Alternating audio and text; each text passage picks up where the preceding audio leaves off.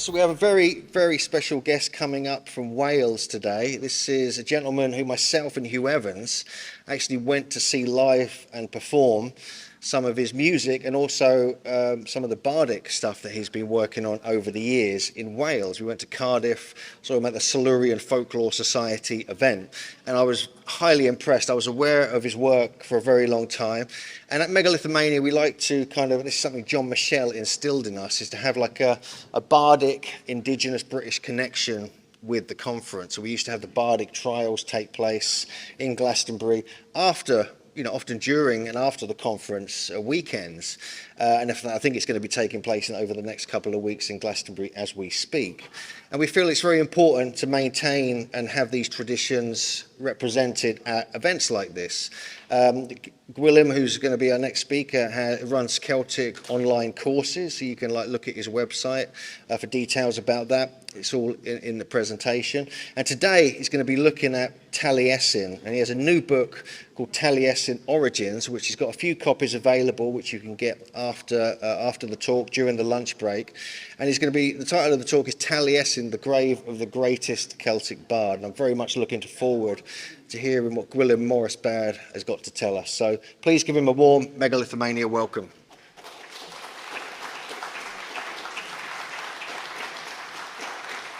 Hello, good afternoon. My name's Gwilym, obviously. Hope you're all doing very well. Thank you, Hugh, for the invitation. Very honoured to come and speak here today. Very briefly, I'm supposedly a musician. I just happened to spend a bit too long at university and ended up doing other things. One of the things I ended up doing was studying the Celtic literatures, Irish and Welsh. And I've ended up running courses privately, looking at interpretation more than anything. So treating the Celtic literatures, the myths, as symbolic narratives, and therefore trying to think through how we can interpret these symbolic narratives. What do they mean? They have a surface meaning, and then they have a depth to them. And of course, we only get to that depth through interpretation, through understanding the history of the tradition itself, and trying to figure out what kind of knowledge or wisdom or information was being encoded in these stories. Now, just very, very quickly, the story that it would be good for you to be semi-familiar with is the tale of Taliesin. How many of you are familiar with the tale of Taliesin? Oh, so most of you are not familiar with the tale of Taliesin in Glastonbury, of all places, blinking heck. Okay, I thought there would be far more people. Whenever I usually do a storytelling and music performance when I'm touring in Wales, and the majority of people in Wales know the story very well. It's one of our oldest folk tales, and of course, it's a folk tale that's also a myth. I don't want to get into the details of how we distinguish between the two here. I don't want to bore you, but fundamentally, it's a folk tale, and it was told the length and breadth of Wales at one point. So possibly one of the most popularly known folk tales in Wales. And of course, within the folk tale, we find these mythic elements. And part of my work on the courses is to interpret what these elements mean.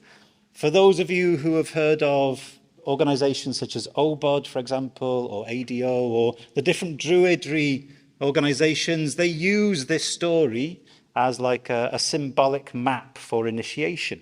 Yeah, the initiation of druids into the orders, if you like. It's a story that appears to describe a particular type of spiritual transformation. And one of the most intriguing parts of the tale of Taliesin is that symbolic map, that symbolic journey, if you like, was at one time projected onto the Welsh landscape in a few different places, particularly onto ancient Neolithic and Bronze Age monuments. So what I mean by that is that the medieval Welsh of roughly 1,000 years ago, they were aware of these ancient monuments in the landscape, and they used them for their own ritual purposes.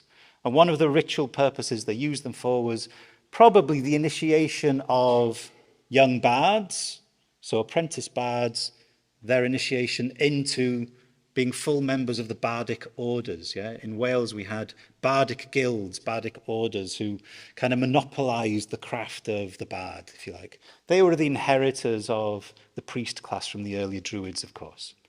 So, I want to show you in this presentation how we can read the tale of Taliesin in different parts of the Welsh landscape, and how these landscapes can potentially be understood as ritual landscapes, landscapes that were once used by medieval bards to initiate their young apprentices. Now, very quickly, and apologies for those of you who are familiar with the tale of Taliesin, Taliesin was a historic person. He was a real man living roughly 1500 years ago. And he was the greatest of the Welsh bards of his time, renowned throughout Britain and probably in Ireland and northwestern Europe as well. He was the greatest of the Welsh bards. He becomes a legendary figure, and he accrues to himself this story of how he becomes the magically enlightened Taliesin. In his previous lifetime, under the name of Gwilym Bach, Little Gwilym, he went to work for the great sorceress Ceridwen.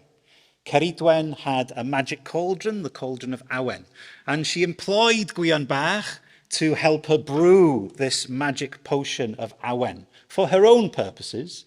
But Gwilym Bach accidentally gets a bit of the magic brew on his finger, sticks it in his mouth, gets big swirly rainbow eyes, and suddenly he's magically enlightened. But Ceridwen is furious with him. Ceridwen wanted the potion for her own ends. Yeah? She had her own uses for it. So she's really angry with Gwilym Bach for stealing the potion. And Gwilym Bach, now that he's magically enlightened, he knows all things that have been, that are, and that will be, and he knows for sure she's going to kill him. So he legs it off down the valley. He's running, he's running, he's running, he's running. She's chasing after him. She's thinking, I'm going to kill him, I'm going to kill him, I'm going to kill him. And he's thinking, I don't want to die, I don't want to die, I don't want to die. Because he's magically enlightened, he suddenly realizes he can transform himself into a... For those of you who know the story, what is it? Sorry? A hare. Diolch yn fawr iawn. He transforms himself into a hare, first of all, and then she transforms herself into a, not a cheetah, a greyhound, and speeds off after him. Sorry, I keep doing that. I need more room. She speeds off after him. She's just about to catch him.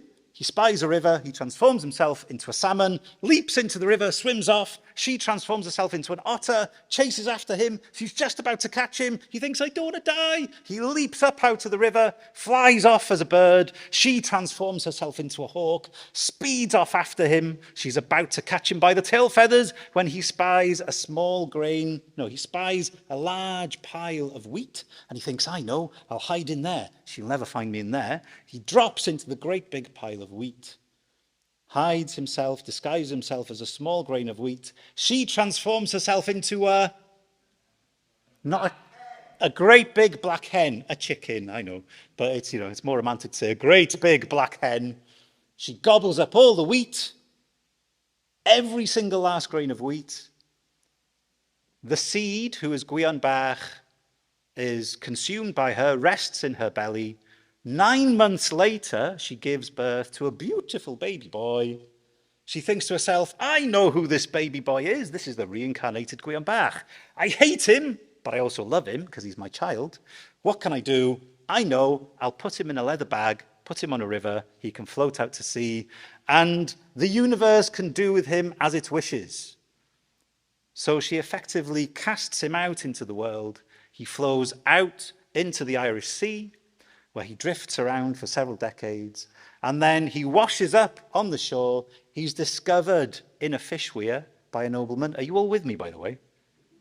It's quite a long story, I know. We're going to get there in the end, but it's important that you understand this story. Yeah? He's discovered on the beach after being out in the Irish Sea for several decades. The nobleman opens the leather bag and is dazzled by the shining light that's gleaming from this infant's forehead. And the nobleman says, well, I'm Taliesin, which is Welsh for what an amazing shining brow. So Taliesin means shining brow, okay? How is that? You all good? Okay, so that's how Taliesin is regarded as an enlightened spiritual master in the Welsh tradition. He is the reincarnated Gwilym Bach who received the 3 drops of inspiration from Ceridwen's cauldron. Okay?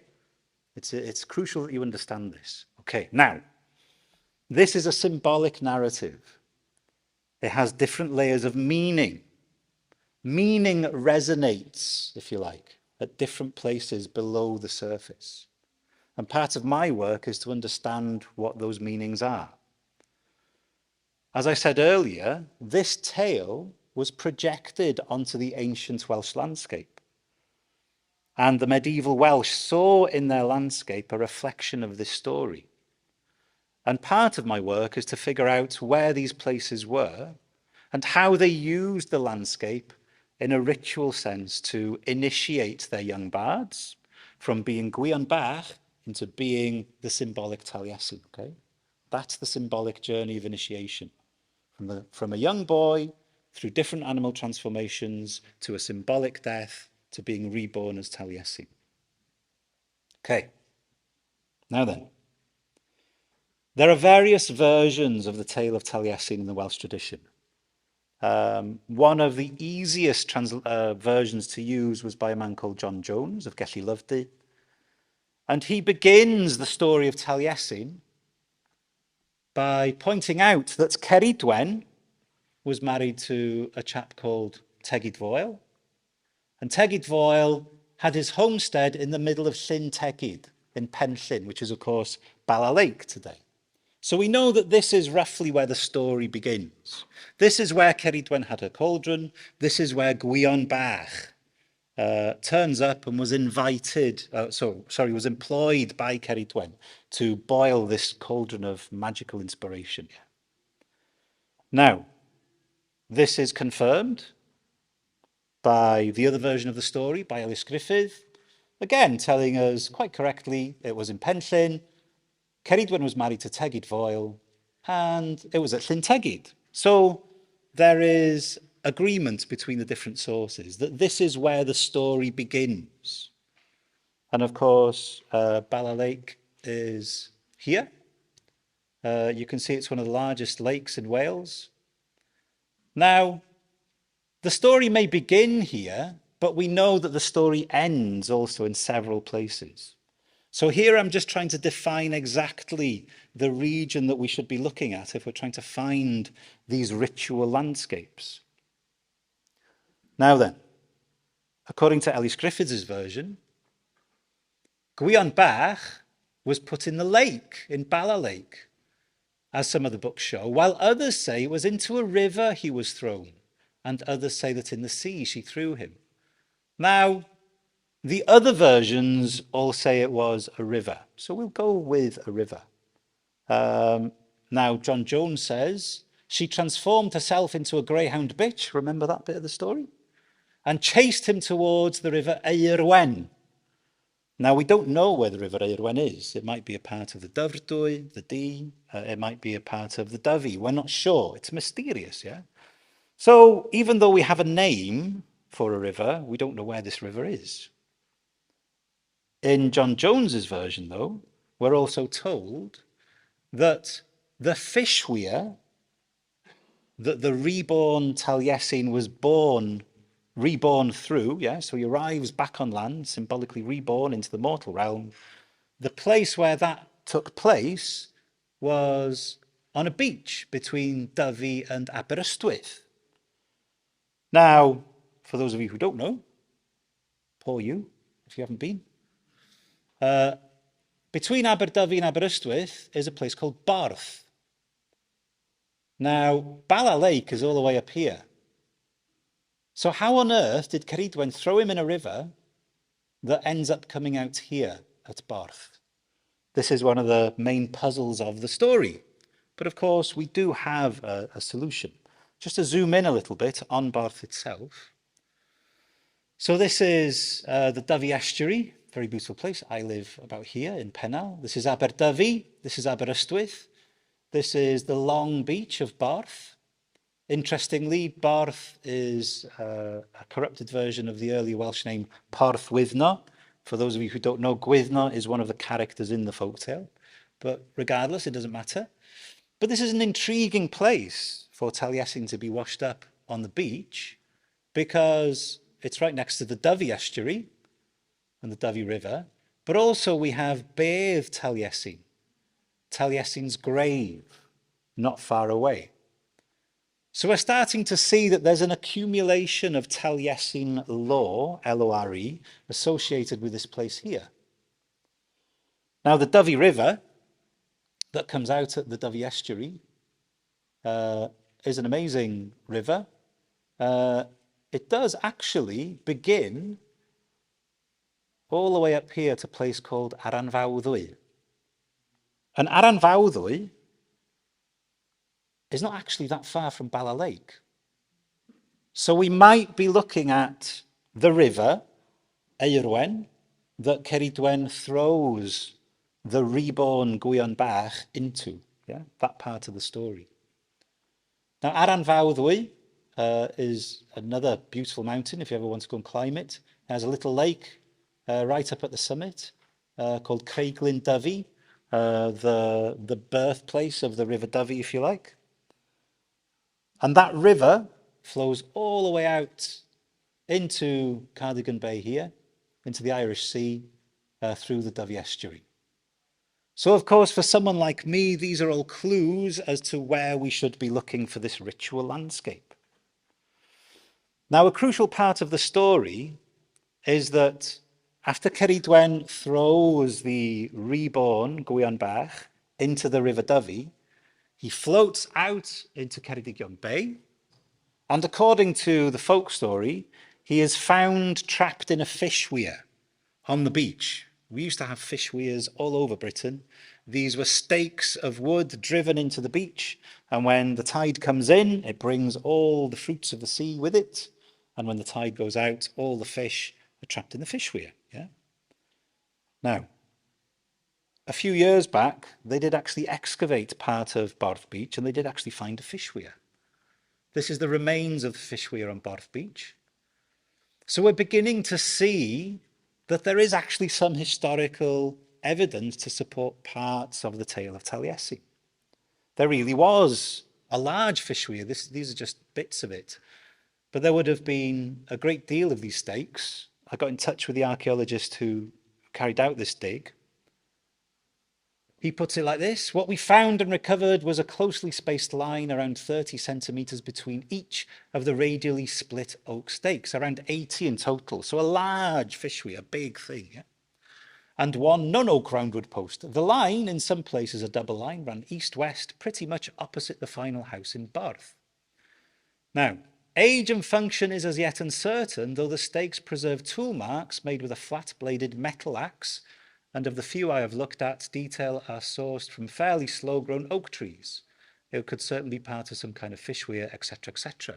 So, confirmation from the Academy, yes, it's a fish weir. Tick, we can move on. Now, as I mentioned earlier, this fish weir is on a beach which is very close to Bedd Taliesin, the grave of Taliesin, which is really the focus of this presentation. Now, Barth is here. The fish weir was found just by here. This is the beautiful Aberdyfi. This is the Dyfi River running up through Machynlleth, and then it would run all the way up here to Aranfawddwy. You can't see that. Taliesin's grave is a stone monument that's here, where this pin has been dropped. Not far from Tre Taliesin, Taliesin's town, which is just here between Tryrddol and Talabont. Now, we don't really know how old this monument is. It could be early medieval, which is what some people think. It could be Bronze Age, which is what other people think. It could even be a reconstructed monument that originated in the Neolithic and then was revamped over successive generations. We don't know, but it's old at least. This is another view of where the grave is. You can see it's on high ground. We're looking at it from the east here. It's on high ground In Cwm Cletwr, this is the Cwm of Cletwr, this is River Cletwr here. Megalithomania Mountain, this is Barth down there. These alignments will become more and more important as we move on. This is what it looks like, Bedd Taliesin. You can see the Dyfi Estuary in the background there. This is the river along which the as yet unnamed infant, in a liminal space between being Gwilym Bach and Taliesin, of course, the unnamed infant has flown down this river here. Now, you can't see it very clearly in this photograph, but at one time, these two stones here would have created an open keist, is what we call it, a keist, and then this is the capstone that would have covered it.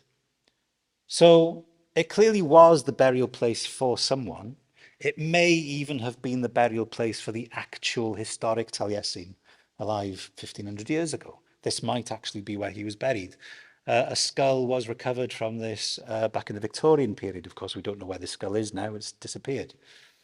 But there were human remains, traditionally known as Taliesin's grave, Bedd Taliesin. The local Welsh folk have had several names for it, but always associated with Taliesin. Now, just to show you something a bit more interesting about this site, just in front of this stone wall, there is a road. You can't see it here. There's a road that runs east to west. You can see it on the map here. This is Taliesin's grave here. And then there is an old track running east to west, roughly, up into the mountains. This road here is actually the ancient coastal highway, what's often called a Roman road. Of course, it was probably used well thousands of years before the Romans were using it, but it's a Sarn Helen, it's a Roman road.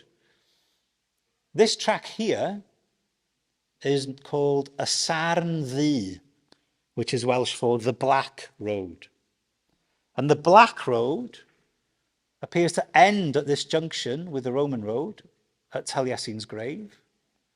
It runs up through a place called Cairns, which we'll come back to in a moment, runs up into the high mountain, well, into the high hills, through this pass, and ends at a place called Bron Wion. Now, we have Bedd Taliesin, Taliesin's grave, on the Black Road, passing through a place called Cairns, which translates as the Lady's Field, and ends in a place called Bron Wion, which translates as Gwion's Hill. Okay? So for those of you familiar with the tale, you'll see here we have a black road that's connected by Gwion's Hill, the Lady's Field, and Taliesin's grave. Intriguing. Okay? We also know that this whole area is full of Neolithic and Bronze Age monuments. Moel y Garn means the hill of the cairn. We have a Neolithic stone circle. All of these are cairns. And interestingly enough, most of the cairns in this area are what we call quartz capped. Yeah, so they're usually made out of the local stone, and then the cap is dressed with quartz usually. And sometimes we have quartz boulders in the mix of the cairns themselves. This is a Garn Wen, which is Welsh for the blessed cairn, or the white cairn. And all of these are considered to be burial places. Basically, the whole of Cwm Cletwr, the Cletwr Valley, can be considered a type of ancient cemetery. Many people were buried in this place, most notably the famous Taliesin. And through the middle of this burial complex, we have the Black Road. Now, why is this important? I'm hoping that some of you are already jumping to conclusions, like I did. Now, in the earliest version of the folktale we have a lot of poetry recorded. And a few couplets in that poetry tell us this. This is Taliesin speaking now. I was in the Gwynfryn, in the blessed hill, in the court of Kinfelin, in shackles and chains for a year and a day. Now, we'll talk through what this means in terms of symbolic death and initiation in a moment. But what I want you to pay attention to is this name here, the Gwynfryn, the Blessed Hill, in Cinfelyn, the court of Cinfelyn. Cinfelyn would have been an older contemporary of the historical Taliesin. Now, Cinfelyn was known to have had his court in Llanginfelyn, which is just here. So this is Barth again, where the Fishweir was, where Taliesin's grave is. Here's Llanginfelyn. So Cinfelyn's court is here. We're guessing that this is the Blessed Mound, where Taliesin was bound in shackles and chains for a year and a day.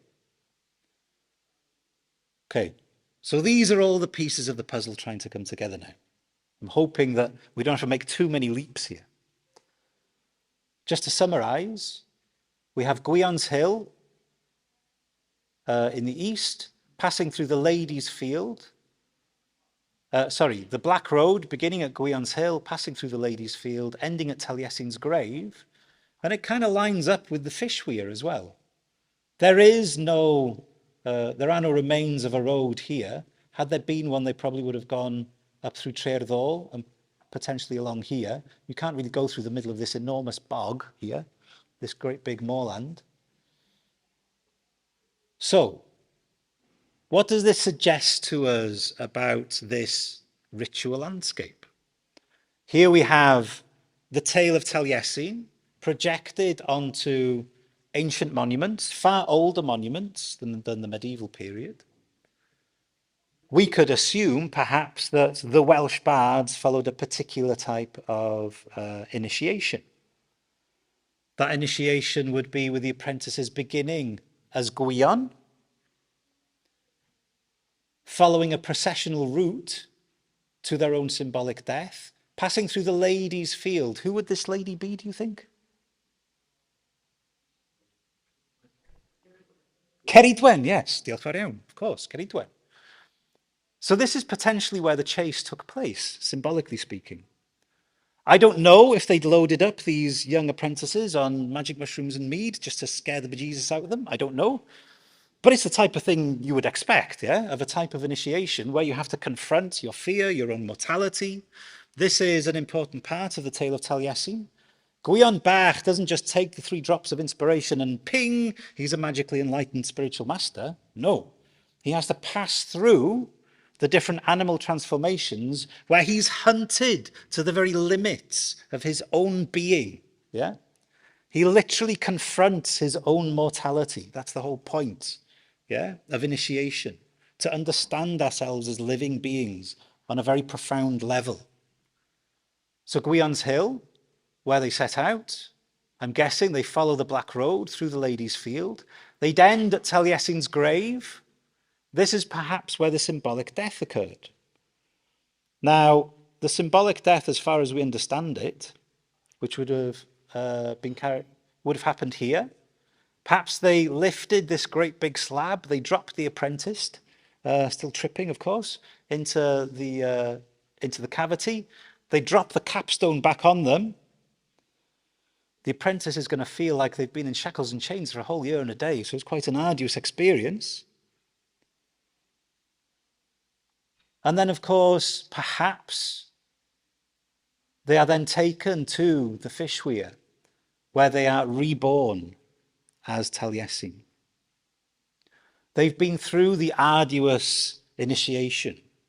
They've been forced to see themselves as mortal beings, hunted to within an inch of their own lives, yeah? And then symbolically killed in some fashion. Symbolically killed and then brought to the Fishweir here on Barth Beach, where they are magically reborn from the sea and given their Bardic name, I'd assume, just as Taliesin was named by the nobleman. If this is the case, and I'm going to come to other evidence in a moment to fill out this picture of what's going on, if this is the case, then the modern Druids are onto something, okay? Modern Druidry has been using the tale of Taliesin as an initiatory tale for several decades now. The tale of Taliesin is relatively new in English-speaking culture, relatively old in Welsh-speaking culture. But, you know, the modern Druids have correctly identified it as a symbolic description of an initiation. But so far, no actual historical evidence has been provided to support this idea, okay? Here, I think we can begin to piece together this type of evidence that we would need to say, yes, this is an initiatory tale. Yes, there are places in the Welsh landscape where this did actually take place. This did actually happen. Probably about 1,000 years ago, which is when the tale of Taliesin was being promoted by the Welsh Bardic guilds. Yeah? We find lots of Welsh Bardic poetry from this period, talking about Taliesin, referring to Ceridwen, the cauldron of Awen. Nothing explicit, of course, because as a guild, they would seek to obscure, to make their knowledge hidden. Yeah. Now, we all good? You all with me so far? Yeah? Okay. Something else that we need to consider is that this is a nice theory, yeah? But really, to make it stick, we would need other bits of evidence to fill it out. We'd need something else to confirm or disprove this idea. Now, there are various versions of the tale of Taliesin. There's another major version, which is located elsewhere in Wales. This is Ellis Griffiths' version again. So it's the John Jones version, which is located on the Dyfi. This is the Ellis Griffith version. In the time of Maelgwn Gwynedd, around the early 6th century, in the time Maelgwn Gwynedd had his court in the castle of Dyganwy, the saintly man called Cubby was living in the land of Morn, so the period of early Christianity. And also in this time, there was a wealthy squire living beside Dyganwy castle, as the story shows, called Gwydnog ar Anhir. The writing shows he had a weir on the shore of the Conwy, next to the sea. So this version of the tale is now located in North Wales. This is where Dyganwy is. And of course, Dyganwy is overlooking the mouth of the Conwy River. The Conwy does not connect to Bala Lake in any shape or form. But regardless, the Conwy is potentially another site where this type of initiation took place. Because not far from Dyganwy Castle, and we're assuming that Gwydnog ar Anhir had his fish weir somewhere around here. So the fish weir where Taliesin is reborn from in this version of the tale is on the North Wales coast, not far from Llandudno. But not far from Dyganwy, for those of you who are familiar with the various histories of North Wales, you'll know that the ancient coastal highway crosses the Conwy roughly here and just takes a short detour from the coast and runs up behind Penmaen Mawr here. And in this area where we find this pin, there are lots of, again, Bronze Age and Neolithic monuments. This pin is actually dropped directly on an ancient dolmen by the name of Maen y Bardd, literally the Bard's stone. Anybody been here, by the way? I know you have. Ah, great. Yeah. So you know this place. You're familiar with it. Really stunning, beautiful place. Again, overlooking an amazing estuary. It's not very clear here, but this is a very beautiful estuary once again. Overlooked from this point here. Now, Maen y Bardd, the Bard's stone, as I said, is found amidst plenty of other homesteads, standing stones, enclosures, burial chambers, house platforms, stone circles, hut circles, burnt mounds, etc., the usual tat that's been left behind. This is the ancient highway here that, of course, runs up into Bwlch y Ddeufaen, the pass of the two stones. I'm not going to use this next image because it's not very good. Anyway, my conclusions, which are in one of the later chapters of the book that you can buy out in the front there, Taliesin Origins, my conclusions when I compare both of these sites go something like this. The Dyfi in Mid Wales and Conwy in North Wales, the Dyfi and Conwy estuaries are the settings for both of the oldest surviving versions of the tale of Taliesin. Overlooking each estuary is an ancient coastal highway, around which is situated a large complex of ancient stone monuments, one of which is a house of earth named especially for its connection to a bard. We'll come on to this house of earth in a moment here as I finish off. What springs to mind is the possibility of the same basic rites of initiation practiced in two similar places, as if the bardic schools in each area, or perhaps the same school in both, there's reasons for why there might have just been one bardic school, not two, in two areas, required a certain type of landscape with an ancient monument suitable for a symbolic death. There are no actual accounts of any such rites being held. This is why we need to put this evidence together. But such things may well have been hidden from sight for obvious reasons. You can't have people in the Christian period having symbolic deaths, for example. At the very least, the Taliesin myth of reincarnation found a home in two very similar landscapes where we find ancient monuments built for the dead. Okay. So I would say that both of these ritual landscapes are places where the medieval Welsh bards carried out a ritual procession, bringing their apprentices along this processional route. And along this route, they would potentially experience some type of altered state.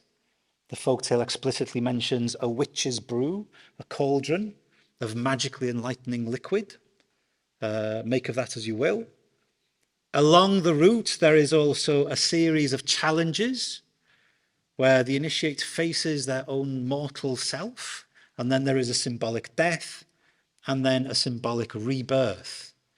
The apprentice bard, having made it all the way through the exam and found himself on the other side of the trial and a fully signed up member of the medieval Welsh Bardic Guild. Now, we do have one poem. Well, we've got three poems, but we'll just use the most intriguing one. We've got one poem that I think is the most explicit expression of this idea of initiation, symbolic initiation. It kind of points directly to the type of experience an apprentice bard may have had.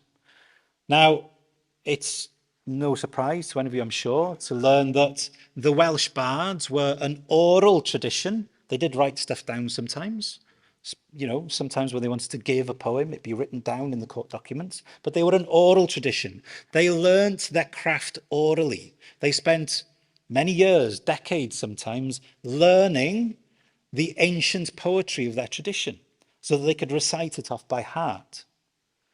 We find many poems in the Welsh Bardic tradition which emulate older ancient poems. So the apprentice bards were tasked with composing a new poem which not only echoed the ancient poetry they'd learned, not only copied it in style and rhythm and meter and alliteration and etc., but also contained the voice of the tradition. Now, we don't have time to get into it here, but in the rest of the book, I discuss how there is a bardic voice in the bardic tradition, an ancestral voice, if you like, which in our modern terms may have been channeled, yeah? The voice of the ancient bardic master Taliesin, or Aneirin, or Myrddin, any of the great bards channeled by the bardic initiate, yeah? And I think what we have in this poem here is just that. Now, this is a poem from the Book of Aneirin, okay? But Aneirin was one of the chief bards who was a contemporary of Taliesin, so alive in the 6th century. And in the Book of Aneirin, we not only get the work of the actual Aneirin, we're guessing, but we get poetry which emulates the original bard's work. So this isn't a 6th century poem, this is potentially a 9th or 10th century poem that I've translated here. I'll just read it for you. We're guessing, by the way, that this is the apprentice bard, the initiate, while he is going through his symbolic death, composing this poem so that when he's brought out in the morning, he's brought out of Taliesin's grave in the morning, he can prove that he really has imbued himself with the bardic voice, if you like. I'm no weary lord, I avenge no wrong, I laugh no laughter. Basically, I'm not some nobleman stuck in a court listening to boring poetry. I avenge no wrong. I'm no warrior wandering around the countryside writing wrongs in a chivalric Arthurian sense. I laugh no laughter. I'm not a merrymaker in the hall getting drunk and telling lewd jokes. No.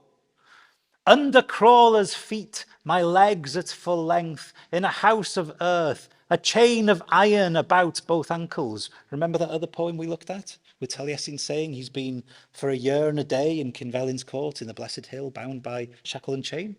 Same thing. This is the intriguing part. By mead, by horn, by the folk of Catterick. We don't have time to discuss this, but this is in many ways an evocation of a myth, which we won't get into here. This is the intriguing line. I, not I, Aneirin. Me, but not me. Aneirin, of course, being the master of this particular school of Bardic poetry, okay? So Aneirin is the ancient master.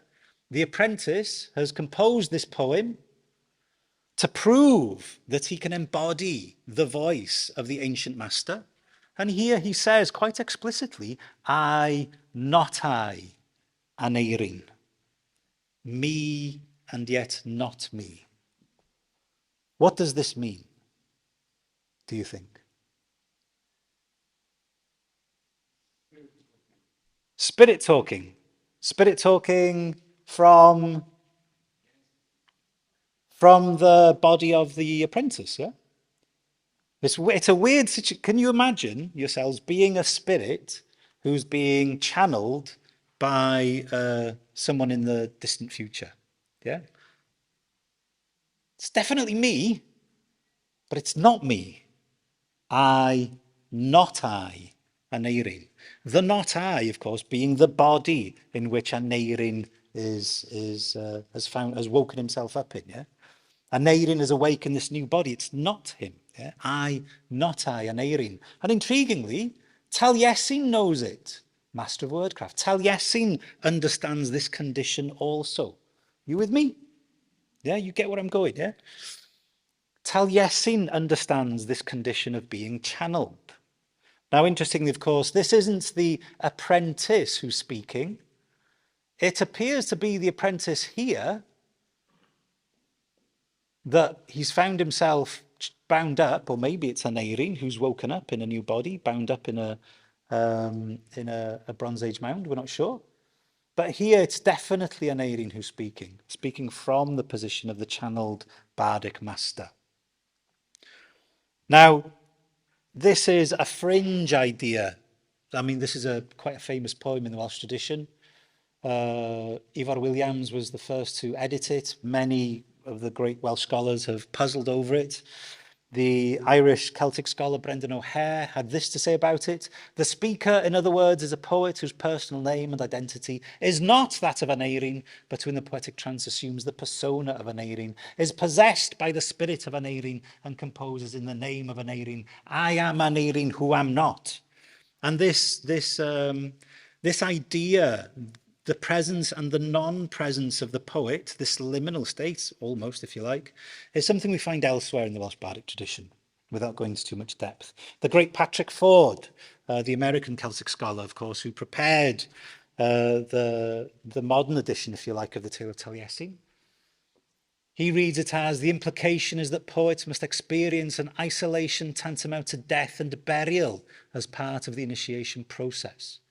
Just as in the primordial story of Taliesin, where the initiate was swallowed, lay first in the womb of the Mam Awen, the mother of inspiration, Ceridwen, then was reborn, then was Taliesin.